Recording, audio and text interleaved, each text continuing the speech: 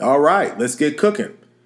Welcome to the latest edition of Chin Check Sports Radio. I'm your host, JD, and I want to thank you all for taking the time out to listen to our program. And I just want to say to everybody who has offered their support, it is tremendously appreciated, as well as your feedback and also even your criticisms. I feel that any feedback and criticisms are critical to the show because it improves our content, which ultimately improves your listening experience. So let's just jump right into it.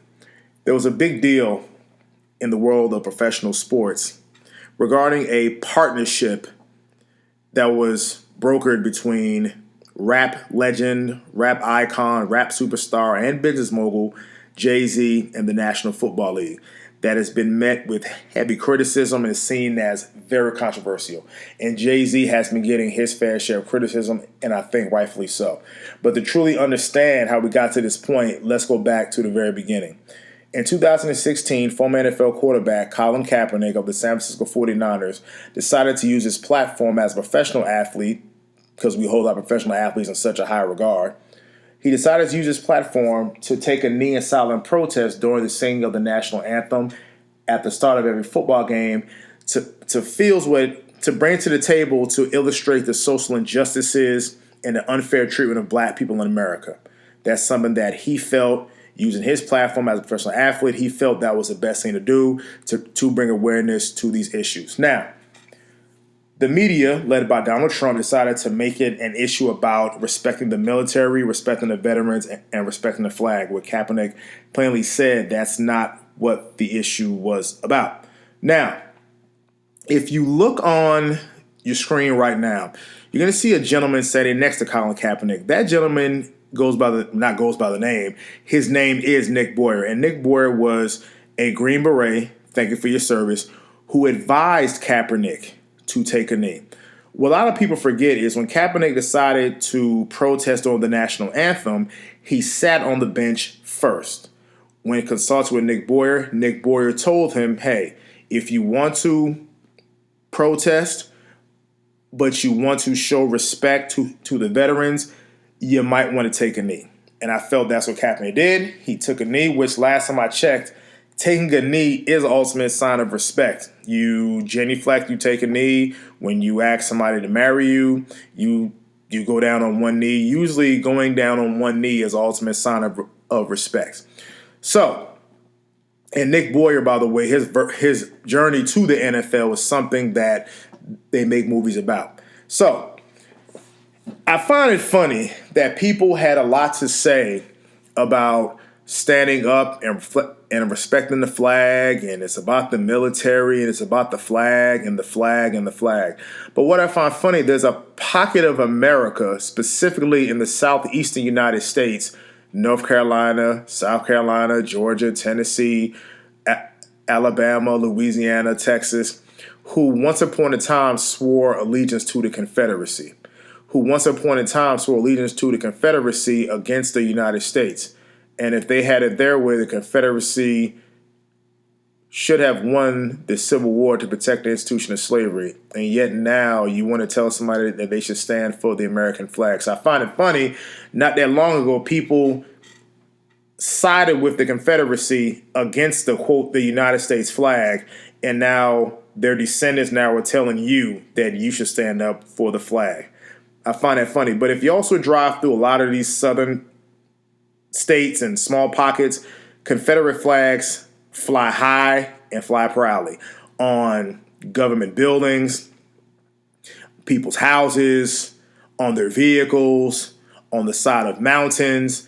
And again, they sided with the Confederacy, who by definition were traitors, who by definition, after the war was over with, they should have been treated like the way traitors are treated, and that means hung from the nearest tree. Now, let's talk about Donald Trump. Now, Donald Trump turned this about loving the military and respect the military. He likes to do all these military exercises on holidays. And let's not forget, when it was his time to serve in the military, he used college deferments to avoid being drafted in the Vietnam War, as well as when that ran out, all of a sudden he had bone spurs. And what I found funny, he was a healthy young guy, very active when he was young, looked like a picture of perfect health. And now all of a sudden, time to serve in the military, he has bone spurs. And there are news articles that have come out that says that the podiatrist who wrote him the medical exemption did it as a favor for his father because his father happened to be the landlord in the building where the doctor was staying.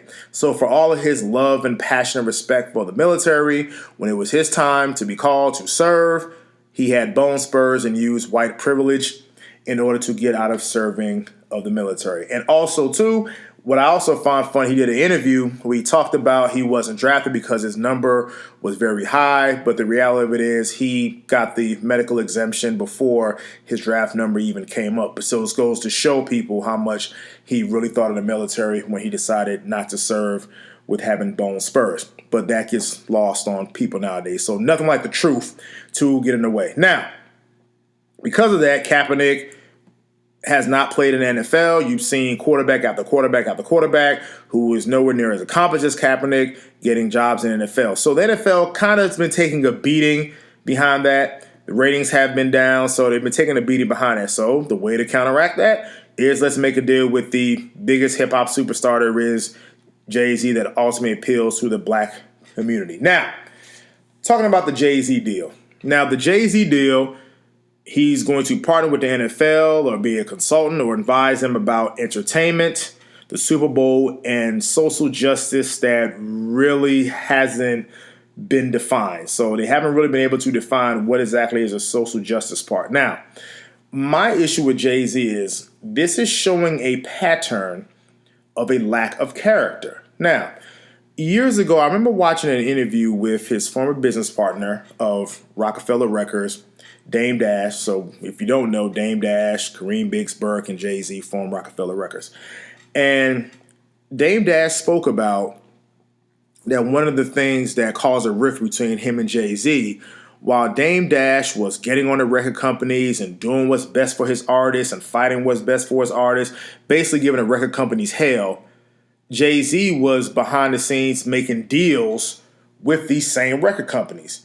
So you have Dame Dash on the front line, raising hell, giving record companies hell, doing what's best for his artists under the Rockefeller banner, and Jay-Z behind the scenes making deals with these same people.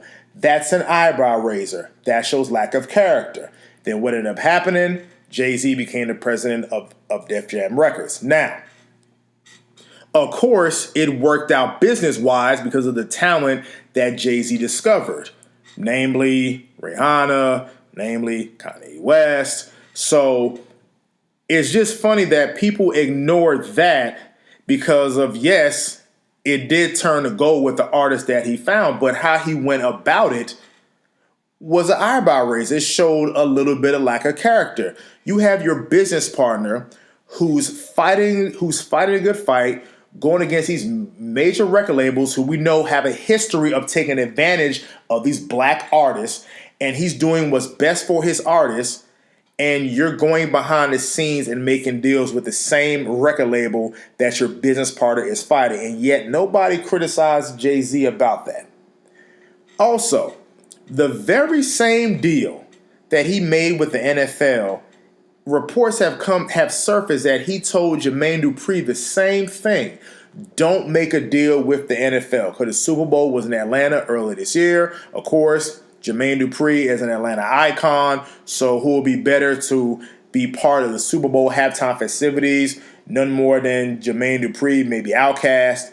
And Jay-Z apparently told Jermaine Dupri, don't take the deal. But yet, 7-8 months later, you take the same deal with the NFL. That shows a little bit of lack of character. Now, with the entertainment aspect of it. Now, we don't need, to me, when I hear entertainment in the Super Bowl, I can say it's a Super Bowl halftime show. Simply put, black people singing and dancing like we don't have enough black people singing and dancing. Yes, ladies and gentlemen, I did say on Chin Check Radio, we're going to be coming with the hard-hitting opinions. I'm with the whole entertainment, but it sounds like Jay-Z and his artists are going to be cut a check. So my question is, what does that do for the movement? Because Jay-Z made a comment in this meeting with the NFL with Roger Goodell that, by the way, no video cameras were around, so you're seeing these different still shots of the meeting. And Jay-Z says something to the effect of, I think we're past kneeling. I think it's time for action. Well, it looks like the action is that Jay-Z and his artists are going to be cut a check. So if he felt that taking a knee was the protest and the end result is you strike a deal for yourself so we can get more black people singing and dancing, I'm failing to see what does Jay-Z think that action is really going to be beneficial to the group or as a people. So folks singing and dancing, we have too many people singing and dancing. So I'm really failing to see what Kaepernick's movement was, being blackballed or whiteballed from the league. What does that have to do with you hosting a halftime show or controlling entertainment?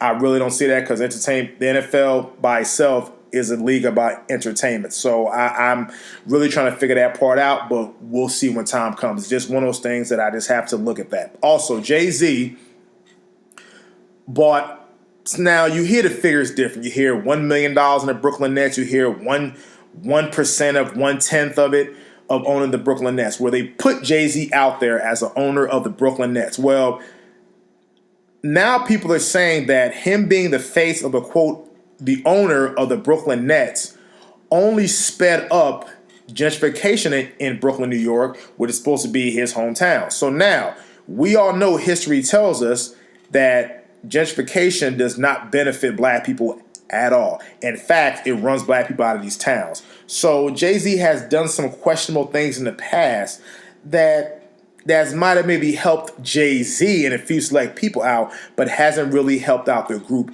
or the masses. But we'll wait and see what time tells us. Now, that fuzzy little thing about social justice, I'm really itching to see what exactly does that mean about social justice.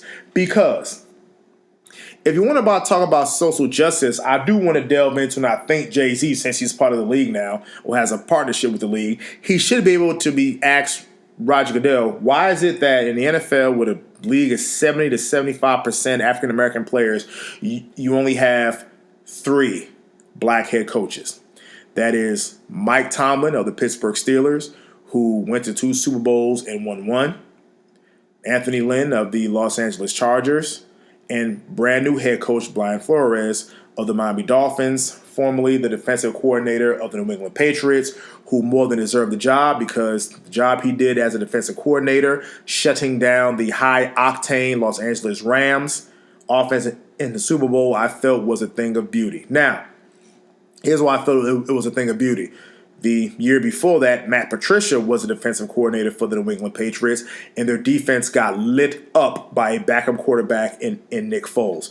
Now, that Philadelphia Eagles offense was nowhere on the level of Los Angeles Rams offense. Nowhere on the level, and they shut them down for the entire Super Bowl. So Brian Flores, I felt more than deserved that job. But it doesn't change the fact that you only have 3 black head coaches in the NFL, again, a league that is 70 to 75% black. Now, here's where I get on some of you athletes.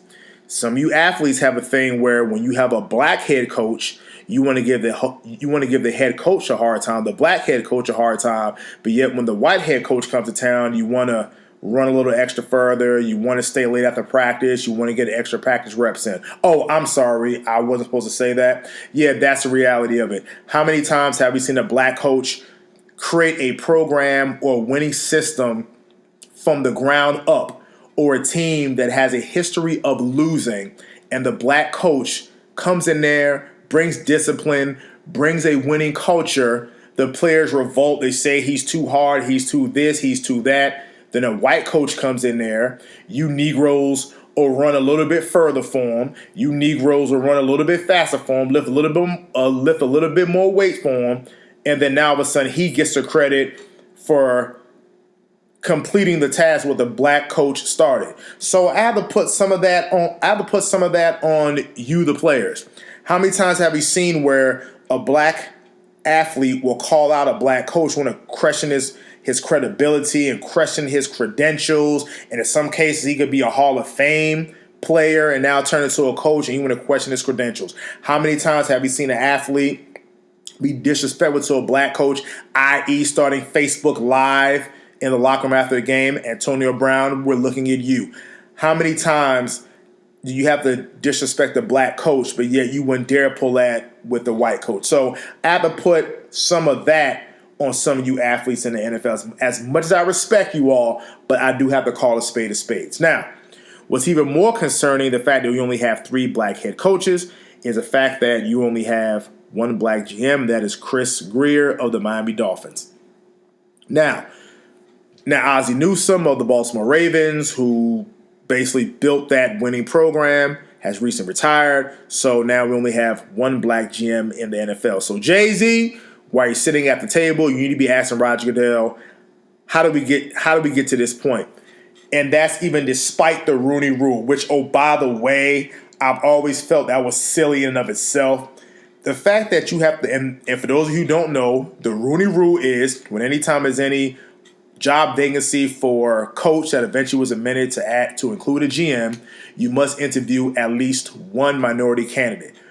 By definition, to even make that rule, you are already conceding that blacks were not being afforded the same opportunities as their white counterparts, and you had to create a rule that forced teams to interview at least 1 minority candidate. Now, some will tell you that the Rooney Rule has worked because it has opened the door to new coaches who are black and new GMs who are black. But the point is, it should not have had to even come to that in a league that the talent, the people that the money is based off of are 70 to 75% black, yet you don't have blacks in real positions of control. And when I even talk about black ownership, now they want to throw out there Jay-Z is going to have some stake ownership, I believe, in the Pittsburgh Steelers.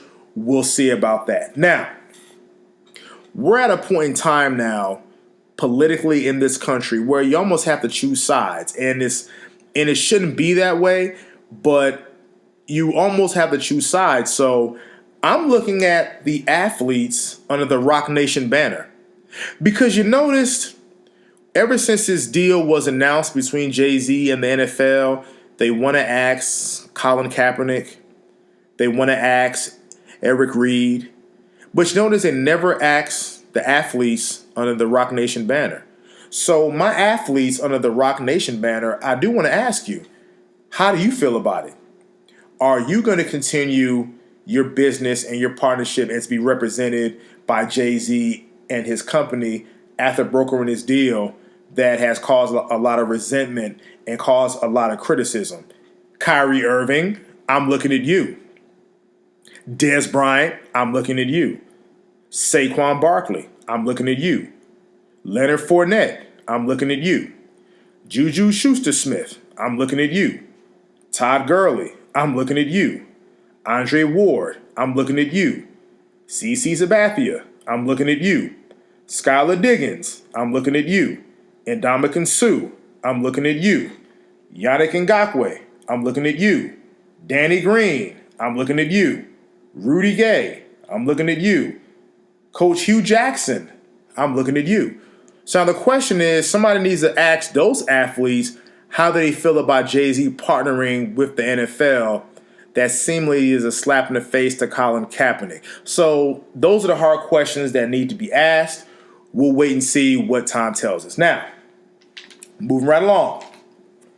We just had a huge fight this past weekend, UFC 241, the rematch between Daniel D.C. Cormier versus Stipe Miocic, the guy who we defeated for the heavyweight championship of the world. Now, the first time they fought, Daniel Cormier was the light heavyweight champion of the world, actually moving up in weight to fight Stipe Miocic, which is funny because Daniel Cormier started off his career as a heavyweight and dropped down to light heavyweight, then moved up again where he was actually undefeated as a heavyweight, so moved up to fight Stipe Miocic, and in a shocker, in an upset, knocked out Stipe Miocic in the first round.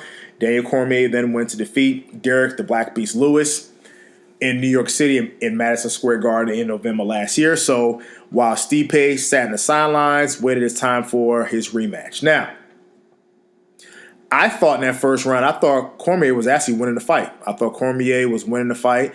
It appeared that Cormier didn't have any respect for Stipe's power as he kept walking in, as he kept being the aggressor and kept advancing towards Stipe. I think that's more so because of height.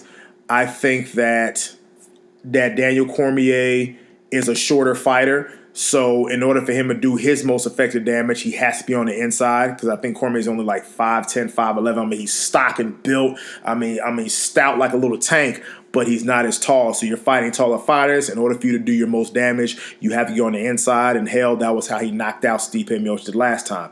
So I thought Cormier was winning the fight. It looked like he got a little gassed. Then I thought Stipe made the adjustments.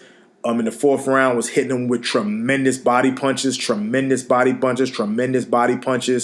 eventually he got caught, and a knockout win for Stipe Miocic. So congratulations to Stipe Miocic. Now, I do want to recognize Daniel Cormier a little bit. I did say that Daniel Cormier is one of my favorite fighters in UFC, and the reason why I love Daniel Cormier is because I like guys who work hard. I like guys who get the most out of their potential. Daniel Cormier was a high-level Olympic wrestler. And for him to be a high-level Olympic wrestler, to make the transition to mixed martial arts, where he's solid with his hands, he's great with jiu-jitsu and grappling, he has submission wins, I respect that. I respect a man who works hard, who clearly you spend the time at the gym, you bust your tail, you do everything you're supposed to do. I have no choice but to respect that. And let me just read you off a list of names that Daniel Cormier has beaten. He beaten Jeff Monson, Antonio Bigfoot Silva, and that was after Silva beat the great Fedor Emelianenko, Josh Barnett, Frank Mir, Roy Big Country Nelson, Dan Henderson, the legendary Dan Henderson. That was after Dan Henderson knocked out Mauricio Shogun Rua, Anthony Rumble Johnson, Alexander Gustafsson, Anderson Silva. Now, a little thing with Silva, took a fight at the last minute, but still he beat Anderson Silva. Beat Anthony Rumble Johnson again in a rematch. Volkan Ozdemir, as well as Stipe Miocic in the first time. So Daniel Cormier, I don't know if he's ever going to listen to this program, but Daniel Cormier, if this is your last fight, you have nothing to hang your head over. I think you should clearly be in the top 5 of UFC fighters of all time, considering you've beaten the who's who in the UFC and Strikeforce. You were the second guy to hold 2 heavyweight titles at the same time. I'll be the first being Conor McGregor. So I want to give all the respect in the world to Daniel Cormier. Nothing to hang his head about. Why he gets criticized in the MMA community, I don't know. But I respect the man who gets the most out of his potential and gets the most out of his ability, and he's done it the right way. He's never had any type of drug issues and PED issues. He's been clean. So all my respect goes to Daniel Cormier. If that's his last fight, and I believe he doesn't have anything more to prove, if he wants to pursue a third fight with Stipe, a third fight with Jon Jones, I'm sure those are options for him. But I think as of now, his legacy is secure. And again, his losses were to Jon Jones and Stipe Miocic. One is the greatest heavyweight of all time. One can make an argument. And like Jon Jones, the greatest light heavyweight of all time, if not the greatest MMA fighter of all time. So nothing to hang his head over. I think DC had an excellent career, so if that's the last we've seen of DC, all the more power to you, champ. And lastly, we lost a champion in the boxing world, Jose Napoles, a.k.a. Mantequilla, which means butter. Now, he was a little bit before my time, but you know how I feel about boxers. To me, I feel they should be recognized. His most famous fights was winning the welterweight title April 18, 1969 in a knockout in the 13th round versus Curtis Coates. And also won a rematch June 29th, 1969 against Curtis Coates in a 10th round knockout. Beat the great Emil Griffith, however, lost in his middleweight quest to Carlos Monzon. He had a total of 88 fights, 81 wins, 54 knockouts, and 7 losses. So Jose Napoles, champ, may you rest in power. So hey, thanks again. Thank you to listen to the latest edition of Chin Check Sports Radio, and we are signing off, and we catch you next time. Be safe.